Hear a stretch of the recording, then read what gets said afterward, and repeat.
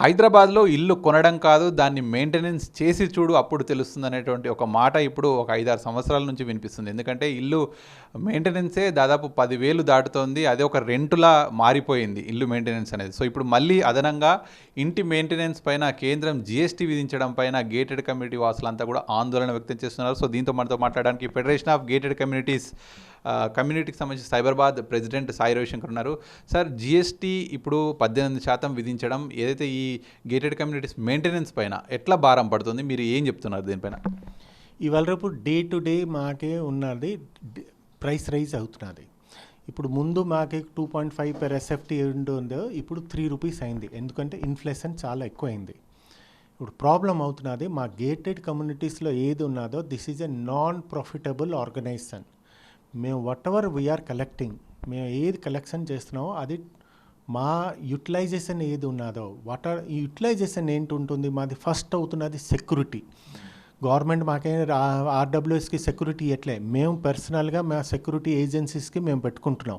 Number 2 electricity మా gated కమ్యూనిటీకి double triple price industrial దీంట్లో ఇస్తున్నారు.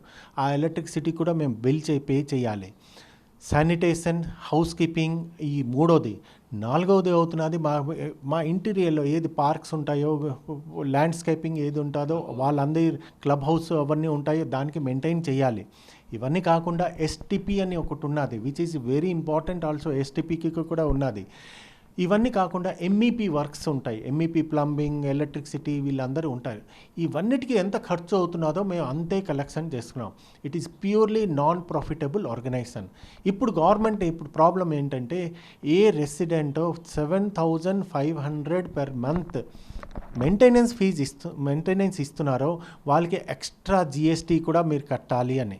So it is a purely burden to the residents అందరికీ. Not only this, ఎవరికైనా residents already they are వాళ్ళకి financial బర్డన్లో ఉన్నప్పుడు ఇప్పుడు మాకు ఎంత this is not a goods, this is not a commercial activity, this is a non profitable organisation. మాకేం profit ఉండదు.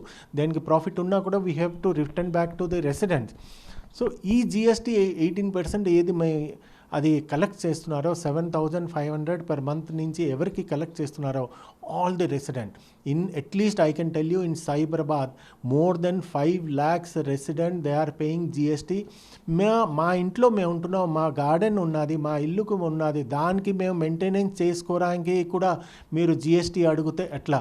మీరు ఐఎమ్ పేయింగ్, నేను as a resident I'm paying the income tax, I'm paying the road tax, I'm paying the property tax. నా ఇంట్లో ఉన్నప్పుడు నా గార్డెన్కి నేను మంచిగా చేసుకున్నప్పుడు నా సెక్యూరిటీ వాళ్ళు గవర్నమెంట్ ఇవ్వట్లే, నాకు సెక్యూరిటీ నేనే పెట్టుకుంటున్నాను, నా హౌస్ కీపింగ్ నేనే పెట్టుకుంటున్నాను, దానికి కూడా మీరు జిఎస్టీ అడిగితే కరెక్ట్ కాదు సార్. ఇది అబ్సల్యూట్లీ ఆల్ ది రెసిడెంట్స్ మా హైదరాబాద్ నుంచి యూఫెరాస్ అవని, ఎఫ్జిసిసి అవని, తేనా అవని, వి స్ట్రాంగ్లీ కండమ్ దిస్. దాని గురించి మేము ఆన్లైన్ క్యాంపెయినింగ్ కూడా స్టార్ట్ చేసాం. మోర్ దెన్ 50,000 ఆన్లైన్ దాంట్లో మేము క్యాంపెయినింగ్ చేస్తున్నాం. We will definitely represent not only from Hyderabad, not only from Telangana. We are in touch with Karnataka, Bengaluru, we are in touch with Calcutta, we are in touch with Kerala people and throughout this whole ఇండియాలో కూడా మేము migrate చేస్తాం. And we will see that it's a public movement. It is really genuine to the public. Residents already వాళ్ళకి బర్డన్లో ఉన్నారు, ఇంకా దయచేసి వాళ్ళకి ఇంకా ఎక్స్ట్రా బర్డన్ పెట్టకండి. అంటే ఆల్రెడీ గేటెడ్ కమ్యూనిటీలో మీరు నివసిస్తున్నందుకు మీరు జనరల్గా బయట ఎవరైతే ఒక ఇండివిజువల్ హౌస్లో నివసిస్తున్నటువంటి వ్యక్తి లాగానే ప్రాపర్టీ ట్యాక్స్ చెల్లిస్తుంటారు, ఎందుకంటే గవర్నమెంట్ నుంచి సేవలు పొందుతున్నందుకు ఆల్రెడీ. సో మళ్ళీ ఈ జిఎస్టీ ఎందుకు అనేటువంటి ప్రశ్న మీ దగ్గర ఉన్నటువంటి నివసిస్తున్న వాళ్ళందరూ కూడా అడుగుతుంటారు కదా. సో ఈ జిఎస్టీ ఎందుకు అనేటువంటిది కేంద్రం నుంచి మీకు ఏమైనా సమాధానం వచ్చిందా? అసలు మాకే అర్థం అవట్లే. మా ఇంట్లో మేము మా రెసిడెంట్ దీంట్లో మేము చేసుకుంటున్నాం. It is a purely property tax కడుతున్నాం మేము. It's a purely non profitable organisation. What is the అంటే దీంట్లో అసలు జిఎస్టీ కలెక్షన్ చేయడం, మా మెయింటెనెన్స్ ఫీజులో కలెక్షన్ చేయడం, it is something shocking to us. అంటే గేటెడ్ కమ్యూనిటీలో నివసిస్తున్న వాళ్ళంతా కూడా కొంత ధనవంతులు, కొంత హై లెవెల్ సర్కిల్లో ఉన్నటువంటి వాళ్ళే ఉంటారు. సో వీరికి ఒక 18% జిఎస్టీ విధిస్తే సమాజానికి కావచ్చు, అటు ప్రభుత్వాలకు రెవెన్యూ వచ్చేటువంటి విధంగా ఉంటుంది అనేటువంటి ఒక ఆలోచన కూడా ఉండొచ్చు. సో అట్లా ఆలోచించవచ్చుడా? అట్లా ఆలోచించడం కరెక్టేనా? అందరు గేటెడ్ కమ్యూనిటీస్ ఉంటారో వాళ్ళందరూ ధనవంతులు కాదు. ఇప్పుడు నేను ఉంటున్నాను, 50% గేటెడ్ కమ్యూనిటీస్లో ఉంటున్నారు, రెంటెడ్గా ఉంటున్నారు.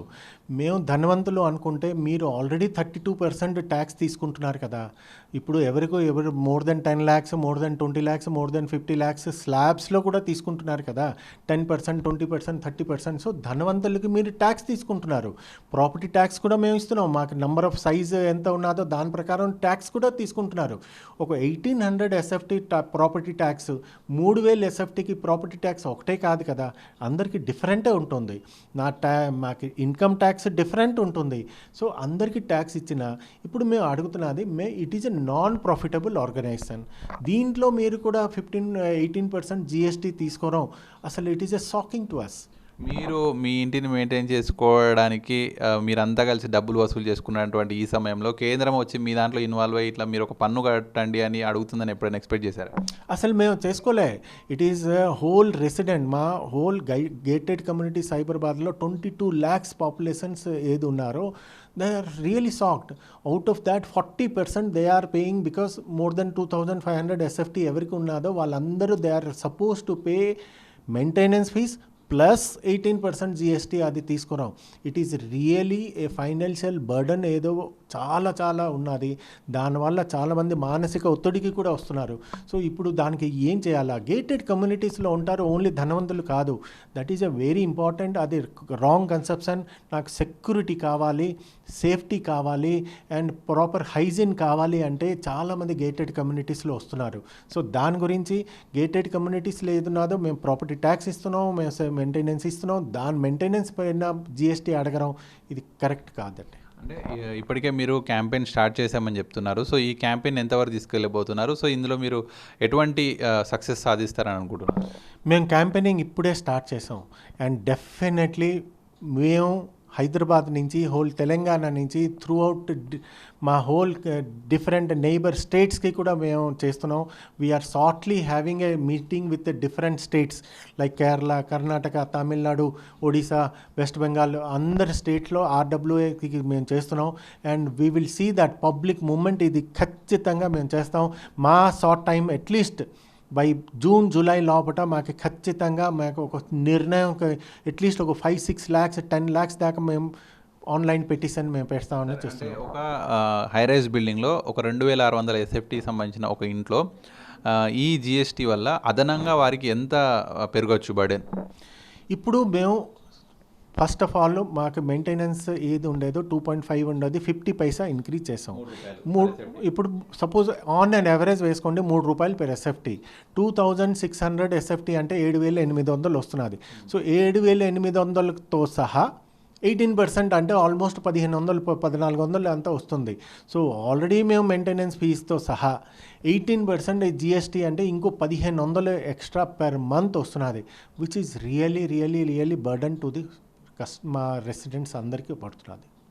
అంటే ఈ 1500 రేపన్న నాడు మీ దాంట్లో ఖర్చులు పెరిగినప్పుడు పెంచుకుంటే అది వేరు, కానీ ప్యూర్లీ గవర్నమెంట్కి కట్టాలి అంటేనే ఎందుకు వ్యతిరేకిస్తున్నారు అనేటువంటి క్వశ్చన్. గవర్నమెంట్ ఎందుకు తీసుకుంటున్నారు మాకు కూడా అర్థం అవట్లేదు. గవర్నమెంట్ కెన్ క్లారిఫై ఎందుకు మీరు 1800 ఎస్ఎఫ్టీకి కూడా సేమ్ మెయింటెనెన్స్ వాడుతున్నారు, సేమ్ సెక్యూరిటీ అవుతుంది, సేమ్.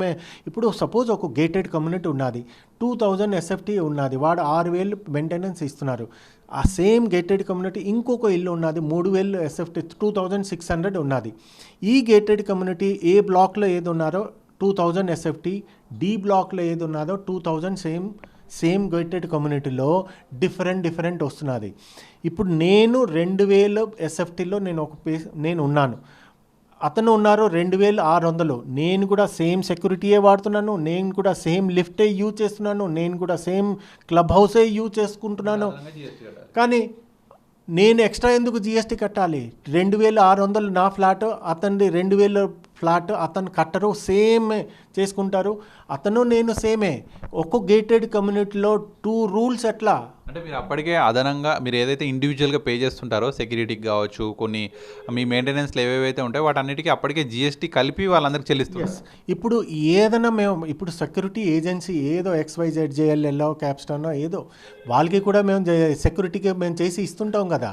ఇప్పుడు సెక్యూరిటీకి కూడా ఇస్తుంటాం, హౌస్ కీపింగ్కి కూడా ఇస్తుంటాం, STPకి కూడా GST కలిపే ఇస్తాం. వాళ్ళు ఎనీ ఇన్వాయిస్ వాళ్ళు that is a commercial organization. ఇప్పుడు for example any organization JLL అవును, క్యాప్స్టోన్ అవును, any organization it is a commercial organization. ఆ కమర్షియల్ ఆర్గనైజేషన్ మాకు ఇన్వాయిస్ ఏది ఇస్తారో with GST that is valid. మేము వాళ్ళకి GST ఇస్తున్నాం, హౌస్ కీపింగ్కి GST ఇస్తున్నాం, STP వెండర్స్కి GST ఇస్తున్నాం, సెక్యూరిటీకి GST ఇస్తున్నాం. ఇప్పుడు ప్రాబ్లం ఒక్కో గేటెడ్ కమ్యూనిటీలో 2 రూల్స్ వస్తున్నది మాకి. అందుకు మా యాజ్ ఎ రిప్రజెంటేటివ్ మాకి కూడా ప్రాబ్లం వస్తున్నది. గవర్నమెంట్ ప్లీజ్ దయచేసి ఈ RWAలో ఏది GST తీసుకుంటున్నారో అది దయచేసి మేము డెఫినెట్లీ మేము ఫైనాన్స్ మినిస్టర్ దాకా మేము ఇది తెప్పించుకుంటాం. ఫైనాన్స్ మినిస్టర్కి అవసరం ఉంటే మేము ఢిల్లీ వెళ్ళి కూడా కలుస్తాం, మేము ఎక్స్ప్లెయిన్ చేస్తాం. అండ్ ఎక్స్ప్లెయిన్ చేస్తే ఏదైనా అసలు మాకు it's a non profitable organisation. మేము we appeal to the finance minister Nirmala Sitharaman madam, please consider this. It is a really burden to all the residents across the RWA. Please consider this. This is definitely burden మాకు వస్తున్నది, దానికి consider it. Thank you. అయితే gated కమ్యూనిటీస్లలో ఉండేటువంటి నివాసంలో ఉన్నటువంటి వాళ్ళంతా కూడా ఈ జిఎస్టీ వల్ల అదన భారం పడుతుంది. సో ఇప్పటికే ఇదంతా కూడా ఒక నాన్ ప్రాఫిటబుల్ ఆర్గనైజేషన్. దీనివల్ల బయట వస్తువులు కొనడం కానీ అమ్మకం కానీ ఏవీ జరగవు. అప్పటికే గేటెడ్ కమ్యూనిటీస్లో వాడుకుంటున్నటువంటి ఈ అయితే సేవలన్నిటికీ కూడా అంటే ఒక సెక్యూరిటీ కావచ్చు, ఒక ప్లంబింగ్ కావచ్చు, వీటన్నిటికీ కూడా జిఎస్టీతో పాటే వాళ్ళందరికీ కూడా చెల్లించాల్సిన అన్నీ కూడా చెల్లిస్తున్నాము. ప్రాపర్టీ ట్యాక్సులు కూడా ప్రభుత్వాలకు చెల్లిస్తున్నాం. మళ్ళీ అదనంగా ఈ 18% జిఎస్టీ అనేటువంటి చెల్లించడం అనేటువంటిది ఇది ఎందుకు చెల్లించాలి అనేటువంటి ప్రశ్న ఇప్పుడు రెసిడెంట్ వెల్ఫేర్ అసోసియేషన్ కావచ్చు, గేటెడ్ కమ్యూనిటీ ఫెడరేషన్ నుంచి ఇట్లా అయితే అసోసియేషన్స్ ఉన్నాయో వాళ్ళందరూ కూడా ముక్త కంఠంతో ప్రశ్నిస్తున్నారు. ఇప్పటికైనా సెంట్రల్ గవర్నమెంట్ దీనిపై దిగి వచ్చి అదనంగా మోపుతున్నటువంటి 18% భారాన్ని తీసివేయాలి. ఎందుకంటే రేపు ఇంకా ఖర్చులు పెరిగినా కూడా మళ్ళీ మేము మెయింటెనెన్స్ కోసం మళ్ళీ ఖర్చులు పెంచుకోవాల్సి వస్తుంది. దాంతోపాటు మళ్ళీ అదనంగా జిఎస్టీ పెంచుకోవడం. సో ఇట్లా పెంచుకుంటూ పోతూ ఉంటే అయితే హైదరాబాద్లో మెయింటెనెన్స్ అనేటువంటిది తారా స్థాయికి చేరుతుంది. సొంత ఇంట్లో వండుకుంటూ కూడా మళ్ళీ ఒక రెంట్ కట్టేటువంటి పరిస్థితి, అంటే మెయింటెనెన్సే ఒక రెంట్ అంత పెద్దగా మారిపోతుంది అనేటువంటిది హైదరాబాద్లో బతకడమే చాలా కష్టంగా ఉంటుంది అనేటువంటిది ఈ కమ్యూనిటీస్ నుంచి వినిపిస్తున్నటువంటి వర్షన్. వీడియో జర్నలిస్ట్ చందుతో కలిసి సాక్షి న్యూస్, హైదరాబాద్.